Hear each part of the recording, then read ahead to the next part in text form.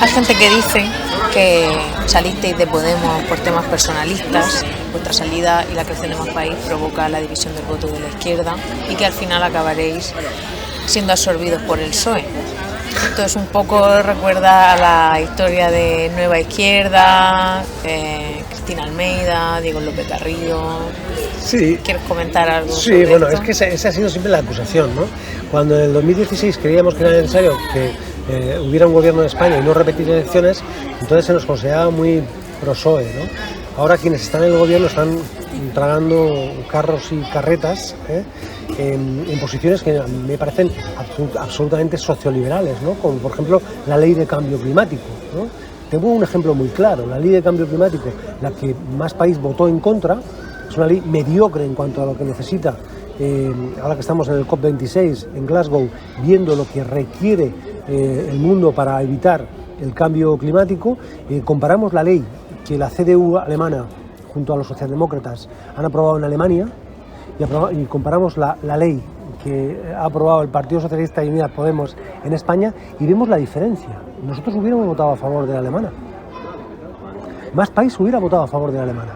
No votamos a favor de la española porque nos parecía claramente insuficiente.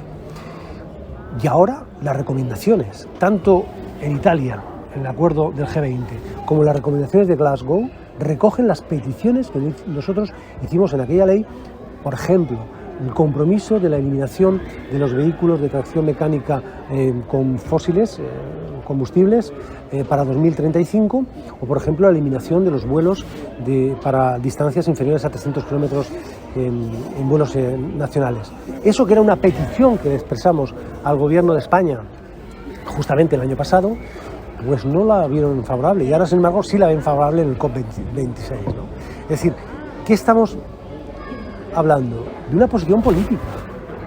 Intentamos cuidar el instrumento Podemos, la herramienta Podemos, todo lo que pudimos, hasta que llegó un momento en el que la herramienta Podemos ya no nos servía. Yo creía que había que construir una herramienta muy rápida, muy eficaz para llegar a las elecciones bien y que después íbamos a democratizarnos orgánicamente, ¿no? Para desarrollar lo que tiene que desarrollar en democracia un partido político, que es el debate político. O sea, bueno, pues una pena que entre Vista Alegre 1 y Vista Alegre 2 hubo debate político y muy pocas decisiones porque la herramienta no era demasiado democrática y a partir de Vista Alegre 2 no hubo un solo debate político en la organización. No se podía hablar de política porque solamente se hacía la política que quería la dirigencia concreta de la Ejecutiva.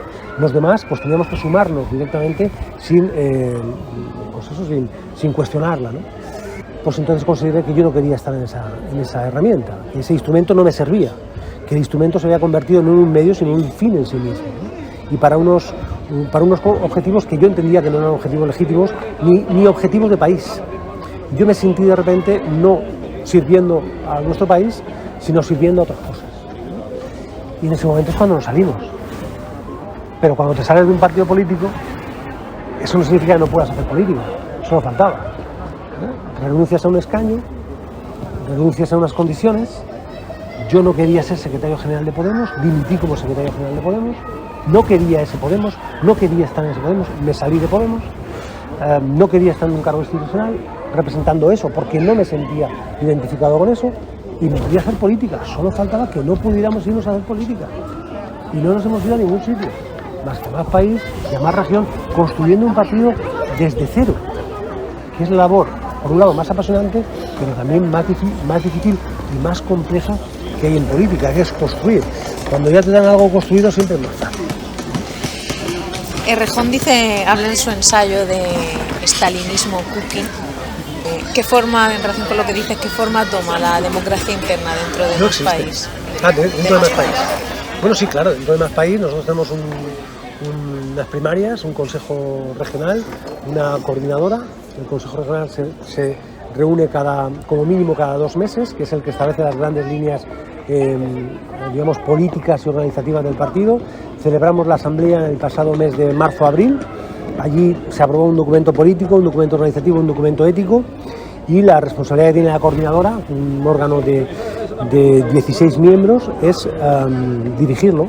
Se votan todas las cuestiones importantes, tanto en línea política como en línea comunicativa o en línea económica organizativa, y esa democracia tiene que ver en el que la voz de cualquiera vale lo mismo que la del coordinador general, la coordinadora general, que en este caso es bicéfala la representación de la dirección, y el coordinador además es cambiable, es decir, no se elige separado a la coordinadora, sino que es un miembro dentro de la coordinadora que pasado mañana pues puedo dejar de ser coordinador, pasar a ser un miembro de la coordinadora o ser un simple afiliado. Es decir, que no hay una verticalidad en la estructura organizativa del partido. Hay jerarquía, pero no hay verticalidad. La organización no tiene que ver, digamos, el liderazgo y las organizaciones en la actualidad son mucho más democráticos, son mucho más horizontales, son mucho más transversales, son más dialógicos, ¿no? No es la palabra de uno y el silencio de los demás, ¿no? Como un poco intenta representar Íñigo con ese término de estalinismo cookie, sino que es un liderazgo dialógico, pues, que se crece además compartiendo las ideas, porque la inteligencia colectiva es mucho más productiva que la inteligencia individual. A partir de ahí, pues muchas decisiones en las que yo participo, yo no opino lo mismo, o no lo opino al 100%, pero si mis compañeros y mis compañeras creen que son la decisión y el rumbo adecuado, yo lo asumo y lo hago mío. Eso es la democracia. O yo estoy y se hace lo que yo quiero, o me voy, que es una cosa que se repitió mucho en la etapa anterior, no es democracia. Y en un país como España, que vehicula todo debate político a través de los partidos, si los partidos no tienen debate, no hay política. Ese es el problema. Y si el diálogo entre los partidos es hosco, es brusco, no se hace sobre ideas, sino sobre insultos, que es algo que nosotros luego lo vamos a permitir. No me oirás a mí nunca insultar al adversario o a Íñigo Errejón insultar al adversario político. Si el debate es solamente de insultos, se ocultan las ideas. Y ocultar las ideas es echar 3 siglos para atrás, y volver a un régimen prepolítico, ¿no? Yo creo que la ciudadanía es muy inteligente, la ciudadanía se merece ideas, se merece que el tiempo que trabajamos en la dirigencia política, en cualquier partido político, sea un tiempo en el que aportemos cosas, aportemos propuestas, aportemos ideas, aportemos iniciativas, y que todo lo que oculte eso no es sino signo de mediocridad. En muchas provincias al voto de Más País le pasa lo que le pasaba a Izquierda Unida. El sistema electoral lo acaba eliminando. Es un voto inútil. ¿Defenderíais la creación de una circunscripción única en España? Bueno, ya lo hemos defendido, pero eso está constitucionalizado. Sabes que en la Constitución española se reconoce que las circunscripciones son las provincias, que hasta este punto es una anomalía histórica, porque bueno, las provincias son diseñadas en España en 1837, después ha habido mucha evolución. Yo para estas alturas, en el año 2015, creía que a estas alturas ya se hubiera superado la estructura limitativa de las provincias, y que la Comisión de Constitucional, pues si no circunscripción única, sí al menos circunscripción por comunidad autónoma, dándole también al Senado el rango de Cámara Territorial, que es la que tiene en cualquier estado federal. En Estados Unidos, en Alemania, el Senado tiene en España el Senado no tiene utilidad realmente, es simplemente una Cámara de segunda vuelta, pero no tiene función, ¿no? Y 40 años después, viendo con la crisis institucional que ha habido en España, que sigamos atascados en los mismos problemas, tiene que ver bastante con que las cuestiones políticas importantes se ocultan, no se trabajan, ¿no? Lo interesante es que la proporcionalidad de España hubiera llevado a que el voto hubiera sido por lo menos por comunidad autónoma, ¿no? Y así hubiéramos garantizado una mayor proporcionalidad.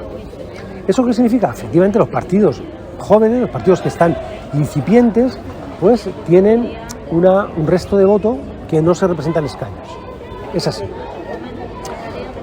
Por eso en 2019 decidimos presentarnos solamente en aquellas provincias en las que teníamos alguna opción de salir. Y contribuir también a la construcción de lo que es una opción política, ¿no? Porque esta es una propuesta en sí misma limitativa, ¿no? Si resulta que el sistema de votación limita la representación, cualquier opción política que surja se va a ver limitada en su propia naturaleza por el sistema, ¿no? Y esto es contrario a la democracia. La democracia es la libertad de creación de partidos políticos, la libertad de opción política, que no solamente puedas crear un partido, sino que puedas votar al partido que quieras, ¿no? Y claro, eso ha hecho que ciertos partidos, por ejemplo Verdes Equo, los compañeros y Verdes ECO no hayan podido tener la oportunidad de presentarse de manera individual en España porque el sistema electoral lo impedía, cosa que, por ejemplo, no ocurre en Alemania, ¿no? Bien, ¿eso qué implica? Pues que nosotros tenemos que seguir construyendo nuestro partido con la voluntad de ser un partido de pleno siglo XXI, que traiga debates del siglo XXI. Creemos que la ola verde de España en Europa es una ola muy importante, que es fundamental, que vamos a ir construyendo esa propuesta política de cara a los próximos encuentros electorales y que no nos vamos a rendir ante el hecho del sistema electoral, al contrario, lucharemos para, conforme vayamos teniendo mayor proporción de poder representativo en el Congreso de los Diputados, pues vayamos teniendo más opciones para transformar el sistema electoral en España, ¿no? Y para cambiar y transformar el sistema institucional, para prescindir de las provincias, por ejemplo, en su caso, o para darle más carácter representativo y proporcional al sistema electoral. Sin embargo, aquí en Murcia sí que existe a día de hoy la circunscripción única en toda la comunidad autónoma. ¿Qué otras barreras encontráis aquí? Bueno, sí, claro. Hemos visto en Madrid, por ejemplo, que la circunscripción única en la Comunidad de Madrid ha permitido el desarrollo de Más Madrid hasta la conversión del segundo partido en la comunidad autónoma. Es decir, que existe la masa crítica, existe la masa electoral, ¿eh? La clave está en que el instrumento institucional te facilite la participación política. Vemos que el ejemplo de Madrid sería muy claro para comprobar que el sistema institucional en España de representación electoral frena opciones políticas, es decir, frena, limita la libertad. En la comunidad autónoma tenemos lo mismo, pero es verdad que tenemos ciertas dificultades para poder implantarnos con la rotundidad con la que Más Madrid se ha implantado en la Comunidad de Madrid. Dificultades que tienen que ver con nuestro atraso histórico como comunidad autónoma, que tienen que ver con el retraso económico también, que tienen que ver con que las opciones verdes en Europa van primero en las comunidades autónomas, son los países con más conciencia política, ¿verdad? Más avanzados también, tecnológica e industrialmente más avanzados, con mayor renta per cápita. Si en la región de Murcia el voto de Más Región fuera homologable al de Más Madrid, significaría que la renta per cápita de los murcianos y las murcianas sería homologable a la de la Comunidad de Madrid. Y no lo es muy, muy inferior, pero tan inferior como en torno al 40%. Entonces probablemente tengamos mucho menos impacto electoral, somos muy conscientes de ello. Pero eso no significa que no nos merezcamos participar políticamente, o que la gente que quiere participar y que quiere que haya un partido federal y verde, progresista, feminista en la región de Murcia, que no se identifique ni con el Partido Socialista ni con Unidas Podemos, quiera tener su espacio en la Asamblea Regional y presentar políticamente ideas para la región del siglo XXI que queremos. Y ese es el reto que nos planteamos. Tenemos más dificultades. La región de Murcia es una región más rural, con, digamos, menos entornos urbanos, menos industrial. Bueno, pues tenemos que pelearlo para que la conciencia cultural de la ciudadanía de cada esta región pues pueda, ¿no?, valorar la opción política de Más Región. Muy conservadora también, ¿no?, que ahí está el auge de Vox. Sí, pero la Comunidad de Madrid también es muy conservadora. Y ahí tienes el auge de Vox y del Partido Popular, el Partido Popular de Ayuso, que es el más conservador de España. El concepto de conservador un poco depende, la clave yo creo que es más de carácter sociocultural, no tanto la clave política. Creo que tiene que ver más con el carácter sociocultural. Si fuera una comunidad autónoma conservadora, pues como te voy a decir yo, como la Comunidad de Madrid, o como por ejemplo Euskadi, que también es una comunidad autónoma bastante conservadora, o incluso Navarra, o incluso Cataluña, a excepción de este último ciclo político independentista que se ha polarizado hacia la izquierda, ¿no? Si hablamos de una comunidad autónoma conservadora, pero avanzada culturalmente, pues nos encontraremos con un mayor voto verde, con un mayor voto progresista también y feminista, ¿no? Y entonces estaremos hablando a lo mejor de otra naturaleza del conservadurismo. Es verdad que la región de Murcia tiene un conservadurismo pues más reaccionario, ¿no? Bueno, pues habrá que trabajar para que la sociedad, en lugar de tender a mirar atrás, mire hacia delante. Bueno, ya hablando de medidas más concretas, ¿qué pensáis del cierre de la línea Murcia-Águilas? Un escándalo. Es 1,5 millones de 1.200.000, según cálculos del comité de empresa de Renfe, de viajeros al año. Viajeros que utilizan un transporte público más sostenible, significativamente más sostenible, es decir, que produce menos CO2 que el transporte por carretera, que es gente que, fundamentalmente estudiantes, jóvenes, que se mueven de espacios rurales, Águilas, Lorca, Totana, Alhama, Librilla, y se mueven a los núcleos poblacionales donde hay centros de estudios. Hablamos también de pensionistas que van a centros de salud, que van a hospitales a hacer pruebas médicas. Hablamos, por tanto, de trabajadores y trabajadoras, fundamentalmente trabajadoras, que no tienen vehículos y que se mueven también para buscar recursos para sus familias en la única movilidad posible económica a sus bolsillos, y por tanto estamos hablando de quienes más necesitan precisamente del Estado. Y nos encontramos con Adif, que es la empresa administradora pública estatal de infraestructuras ferroviarias, que a la hora de hacer el corredor mediterráneo desde Murcia hasta Águilas, decide de una manera contradictoria a lo que ha hecho en otras comunidades autónomas, eliminar la vía existente y plantar la plataforma del AVE encima de la vía convencional. De tal manera que durante 3, 4, 5 años, el cálculo mínimo son 3, el máximo no tan 4, pero sabemos que esto se alarga, ¿no? Nos han prometido el AVE en Murcia y todavía no está en Murcia, sabemos que se va a alargar. Durante este tiempo no vamos a tener cercanías entre Murcia y Águilas. Es decir, todo ese sector poblacional, que es el que más lo necesita, no va a tener el servicio público de la movilidad sostenible que necesita. ¿Y por qué? Pues porque Adif considera que tiene que externalizar esos gastos a las familias, cuando es la empresa de España pública que más fondos está recibiendo de los fondos de resiliencia. En torno a 1.700 millones de euros solo este ejercicio del año 2020. Va a recibir mucho dinero en los próximos años. A mí me parece un escándalo.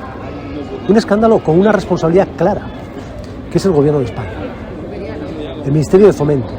Y hay que decirlo, el 1 de octubre decidieron cerrar las vías e inmediatamente se pusieron a desmontar las vías para que no hubiera vuelta atrás.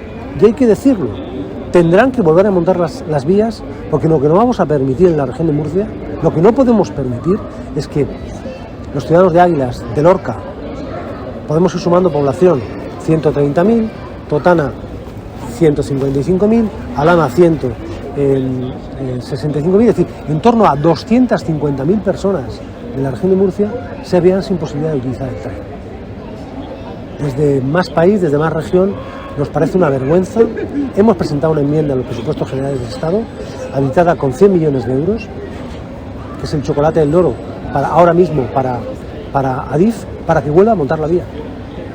Y hemos presentado otra enmienda para que duplique y electrifique ya, de una vez por todas, la vía de Murcia a Chinchilla, para garantizar que la movilidad también en el corredor central se puede producir cuanto antes. Montar y desmontar una vía se hace muy rápido. Montar y montar trenes en los convencionales se hace muy rápido, los tienen, no tienen que comprarlos. No es como el AVE, que empiecen ya, que lo hagan ya. Han retirado las vías el 1 de octubre, para el 1 de enero, si tienen presupuesto los pueden tener. Y en relación a la vivienda, ¿qué propuesta tiene Más País para abordar el problema en una ciudad mediana como Murcia? Pues la ley no nos gusta. La ley claramente no es suficiente.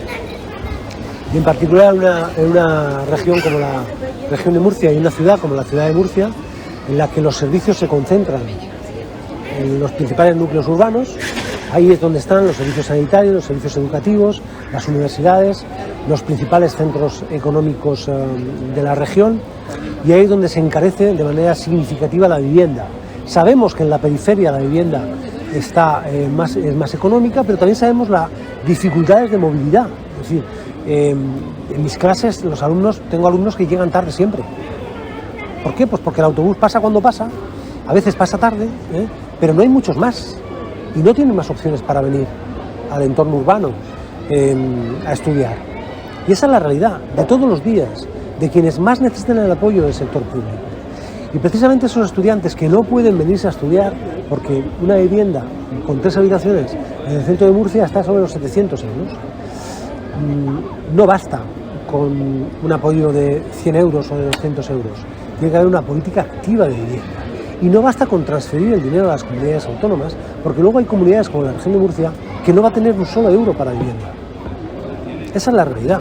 Y no hay política pública de vivienda. Si comparamos lo que se hace en Alemania, lo que se hace en Francia, lo que se hace en Italia, en Portugal, en Inglaterra, con respecto a la vivienda pública, y lo que se está haciendo en España, y lo que se hace de manera particular en las comunidades autónomas donde gobierna el Partido Popular, necesitamos un gobierno de España más progresista, más comprometido con la vivienda, que garantice que no hay especulación. El dinero al inquilino supone un incremento del alquiler, ¿no? Por tanto, tenemos que apoyar la vivienda pública. Tiene que haber una vivienda pública y tenemos que garantizar que la vivienda que está en el mercado sale. Para eso hay que proteger. Hay muchas fórmulas. Se han hecho fórmulas en diferentes países europeos que han funcionado bastante bien. Berlín, por ejemplo, ha funcionado con ciertas dificultades, pero ha funcionado, ¿no? Ha tenido beneficios. Creemos que hay que ser más audaz en la política de vivienda, porque si no seguirá siendo uno de los principales problemas. Y lo que va a vivienda, el dinero que va a vivienda es un dinero que sale de la economía común. Es decir, el estudiante, la familia, que tiene que dedicar un 40, un 50, un 60, un 70% de sus ingresos a vivienda, no lo dedica al consumo, a la hostelería, al entorno, a la ropa, es decir, a lo que es el comercio común. Por eso están cerrando los comercios en el centro de las ciudades, porque el comerciante común se encuentra con que no hay dinero en el bolsillo. El dinero se está retrayendo hacia los grandes tenedores de viviendas, y eso es un gran problema, porque al final es una forma de extraer recursos de la economía real.